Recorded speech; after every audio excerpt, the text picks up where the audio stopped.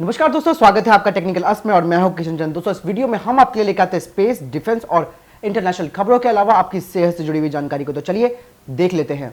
दोस्तों, यहाँ पे जो पहला अपडेट निकल के आ रहा है वो आ रहा है इंडियन एयरफोर्स की तरफ से। जी हाँ, इंडियन एयरफोर्स 6500 करोड़ की लागत की एडीएस यानी कि एयर डिफेंस सिस्टम को लेने का प्रस्ताव जल्द ही जारी कर सकती है। दोस्तों, आपको बता दें कि इंडियन एयरफोर्स चाहती है कि भारत अमेरिका की बहुस्तरीय हवाई रक्षा प्रणाली, जिसे कि एडीएस कहा जाता है, उसको जल्द ही भारत में लाने का प्रस्ताव तैयार कर रही है। इस एडीएस प्लान के मुताबिक राजधानी दिल्ली की कई जगहों पर ये मिसाइल नेटवर्क के 5 से 6 यूनिट तैयार किए जाएंगे। इनके द्वारा शहर में चौतरफा 360 डिग्री की सुरक्षा मुहैया कराई जाएगी। आपको बता दें कि अमेरिका की एक कंपनी से मिसाइल डिफेंस सिस्टम खरीदने का प्रस्ताव जल्द ही रक्षा मंत्रालय की एक उच्च स्तरीय बैठक में इसके ऊपर चर्चा की जानी है। इस प्रणाली में कई तरीके के मिसाइल शामिल होंगे, जिनको अलग अलग दूरियों पर रखा जाएगा, जिससे कि टारगेट को मारकर गिराया जा सके।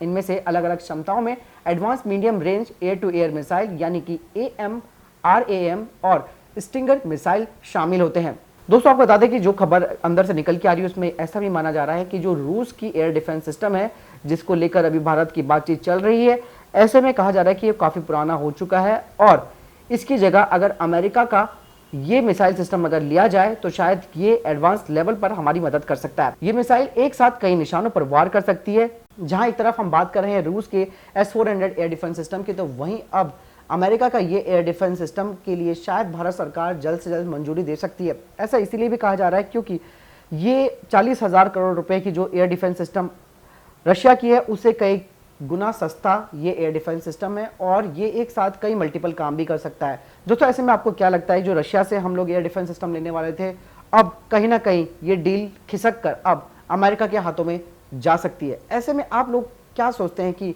क्या हमें अमेरिका का एयर डिफेंस सिस्टम लेना चाहिए या फिर रूस से के साथ ही हमें S-400 डील के प्रस्ताव को आगे बढ़ाना चाहिए? आपको क्या लगता है, जो भी आप बताएं उसको कमेंट बॉक्स में जरूर हमें लिखें।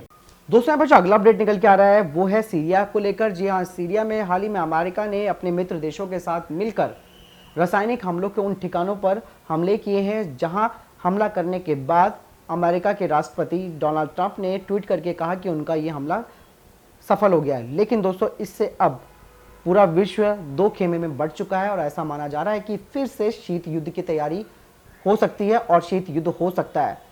दोस्तों, ये चीज़ बहुत ही ज़्यादा इंपॉर्टेंट है क्योंकि सीरिया इस वक्त वर्चस्व का जगह भी बना हुआ है और दूसरा अमेरिका के भी अपने कई व्यक्तिगत और पर्सनल हित भी सीरिया के पीछे छुपे हुए हैं।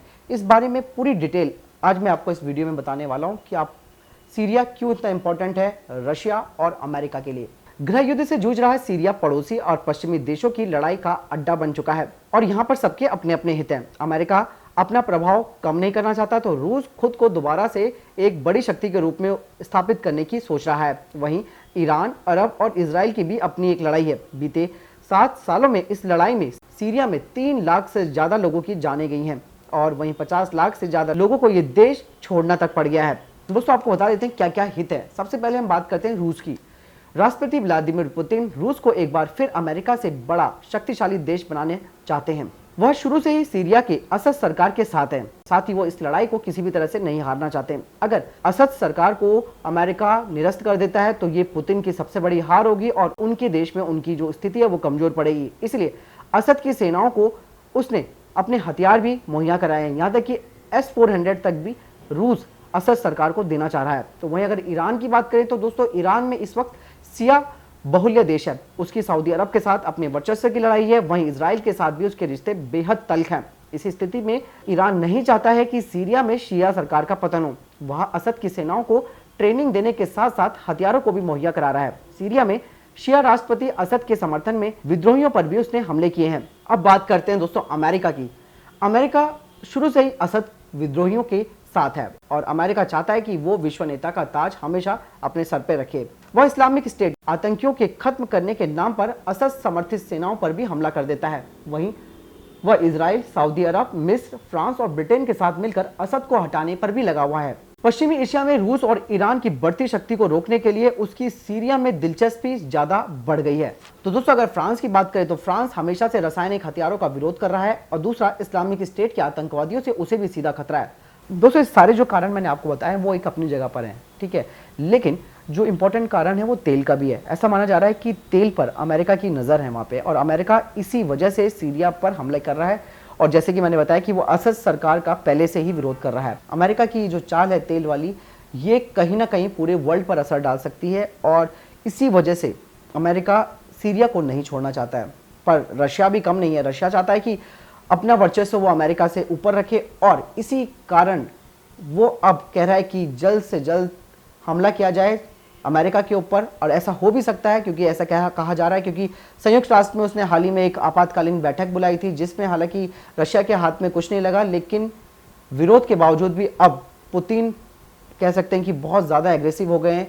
अब ऐसा हो सकता है कि तीसरा वर्ल्ड वार में भी हो सकता है, ऐसा हम नहीं कह रहे, लेकिन होना भी नहीं चाहिए। दोस्तों अब देखने वाली ये बात होगी कि अब रशिया का क्या जवाब आता है अमेरिका की इस कार्रवाई के ऊपर। दोस्तों यहाँ पे जो अगला अपडेट निकल रहा है वो भी आ रहा है स्पेस वॉर को लेकर। जी हाँ, स्पेस वॉर को लेकर अब कहा जा रहा है कि परमाणु युद्ध से जो खतरनाक है वो स्पेस वॉर है, क्योंकि ऐसा कहा जा रहा है कि जिस तरीके से इस वक्त विश्व का सिनेरियो या वर्ल्ड का सिनेरियो बन चुका है, जिसमें ऐसा लग रहा है कि दो महाशक्तियां आपस में भिड़ सकती हैं। ऐसे में अगर परमाणु युद्ध हुआ तो किसी के हाथ कुछ नहीं लगेगा और दुनिया तबाह हो जाएगी। लेकिन अब स्पेस वॉर को लेकर एक विशेष चिंता सारे देशों को सता रही है। क्या है ये सारी चीज़ें, मैं आपको इस वीडियो में पूरी जानकारी देता हूँ। आपको बता दें कि अमेरिका, रूस, चीन अपनी ऐसी क्षमताओं का प्रदर्शन कर चुका है जिसके तहत अंतरिक्ष में मौजूद किसी भी सैटेलाइट को धरती से मिसाइल दागकर तबाह किया जा सकता है। अमेरिका ने तो किसी यान को मार गिराने की रिसर्च तभी से शुरू कर दी थी जब रशिया ने 1957 में अपना पहला सैटेलाइट स्पुतनिक 1 अंतरिक्ष में भेजा था। रूस भी इस मामले में पीछे नहीं है। 1960 में उसने इसरे बेटिल स्पुतनिक लड़ाकू उपग्रह का परीक्षण किया। ये इस तरह से डिजाइन किया गया था कि यह दूसरे उपग्रह के पास जाकर खुद को विस्फोट से उड़ाकर उसे भी तबाह कर सकता था। 2015 में इस देश ने एंटी सैटेलाइट मिसाइल का परीक्षण भी किया। 2007 में चीन ने भी ऐसा ही परीक्षण किया। यानी दोस्तों इसके अलावा सैटेलाइट हैकिंग भी हो सकती है, ऐसा भी माना जा सकता है। तो दोस्तों आप समझ सकते हैं कि अब किस तरीके से अब स्पेस वॉर भी हो सकता है। और स्पेस वॉर होना यानी कि किसी भी देश की नेविगेशन सैटेलाइट्स को पूरी तरह से खत्म कर देना, ये एक बहुत बड़ा चैलेंज होता है, क्योंकि जैसे कि मैंने आपको इसमें बताया कि किस तरीके से पूरा सिस्टम सैटेलाइट के जरिए ही पूरी अर्थ पे चल रहा है। अगर किसी भी देश के उस सैटेलाइट को खत्म कर दिया जाए तो उसकी पावर काफ़ी हद तक कम हो सकती है। दोस्तों यहाँ पे जो अगला अपडेट निकल के आ रहा है वो आ रहा है आपकी सेहत से जुड़ा हुआ। पके हुए केले के फायदे के बारे में तो आप सब जानते होंगे, लेकिन दोस्तों कच्चा केला भी हमारी सेहत के लिए बहुत ज़्यादा फायदेमंद हो सकता है। आखिर कैसे, चलिए देखते हैं इस रिपोर्ट में।